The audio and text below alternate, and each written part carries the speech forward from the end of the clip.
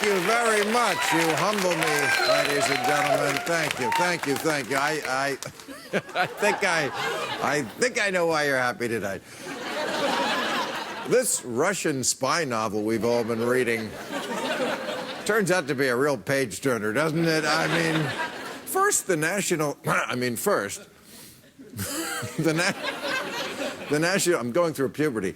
The National Security Advisor has to step down because we found out he was lying about talking to the Russians. Now our Attorney General this week, a 1,000-year-old cracker named... Jeff Sessions, he had to recuse himself from the investigation. And, you know, Trump said, I don't know anybody. I don't know anybody who... Does Trump know anyone who doesn't talk to the Russians? It's like 6 degrees of Kevin Putin. What is with...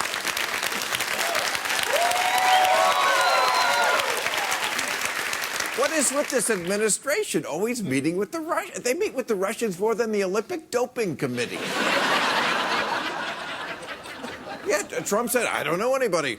He was asked that in a press conference. Do you know anybody? No, I don't know anybody. I don't know anybody. Okay, the National Security Advisor, his campaign manager, his son-in-law, and now his Attorney General have met with the ambassador from Russia, Sergei Kislyak. Besides the fact that you shouldn't be meeting with anyone with that name unless they're a Uber driver.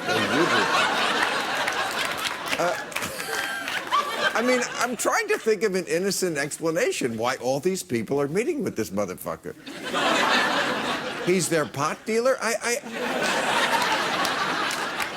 He went to Trump Tower in December, I guess through the back door because nobody saw him, to meet with the son-in-law and Flynn, and the White House said today, well, it was just a brief meeting. Yeah, well, it probably didn't have to be more than a brief meeting. You know, they said, thank you for stealing the election.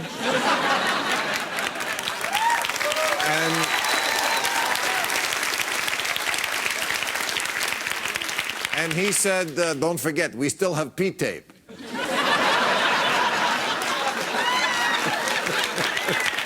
You're welcome, but we still have P-tape. I mean, Trump is pissed off because all this Russia talk this week poured cold water on what he thought was his big triumph. On Tuesday, did you see his speech? He made a big boy speech to...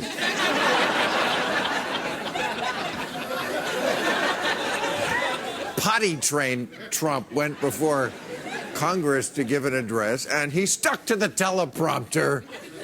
And everybody said that he came across as much more dignified and much more mature. Actually, what happened was that somebody from Price Waterhouse gave him the wrong speech.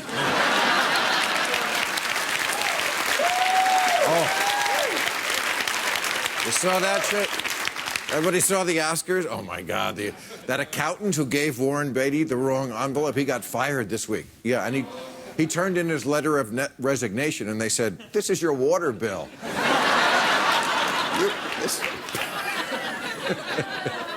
And you know what? We know now, we found out why this guy screwed up. He was constantly distracted in his job because he was always on Twitter. Thank God we don't let that kind of idiot do anything important.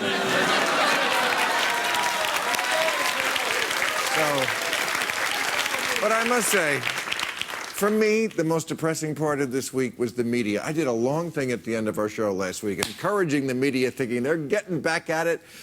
Okay, fell on deaf ears. Trump gets up there Tuesday night for 1 hour. He lashes himself to the mast and refrains from yelling at department stores and making fun of the handicapped. And the media is like, he became president tonight. He read words off a teleprompter in front of adults, the same thing the Olsen twins did at 7. Oh. Really? Media? Seriously? On a scale of easily fooled, this ranks somewhere between Mormonism and throwing the ball for the dog and pretend...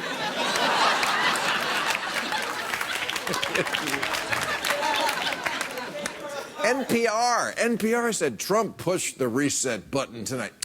Okay, we have a defective president. We're not going to get better by unplugging him and then plugging him back in. Reset button. And if you saw this speech, I mean, it was an hour of mostly bullshit. They said he lied 51 times. Lol for him. Of course, he promised to get tough on crime. That's his big thing, especially, he said, after what happened Sunday night in Hollywood when black people robbed those white folks of their gold.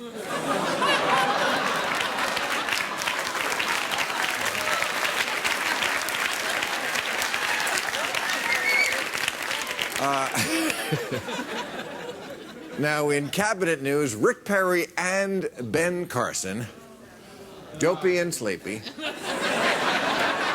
have been confirmed for their cabinet appointments. They were sworn in by Mike Pence. He said to Dr. Ben Carson, "Raise your right eyelid and repeat after me." But don't worry about them. As far as the Russian shit goes, these guys have never had any contact with intelligence. I can vouch for that.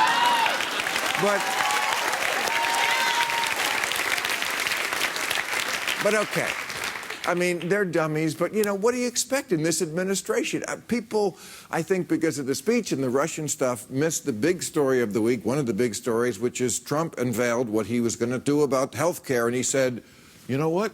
Nobody knew health care could be so complicated.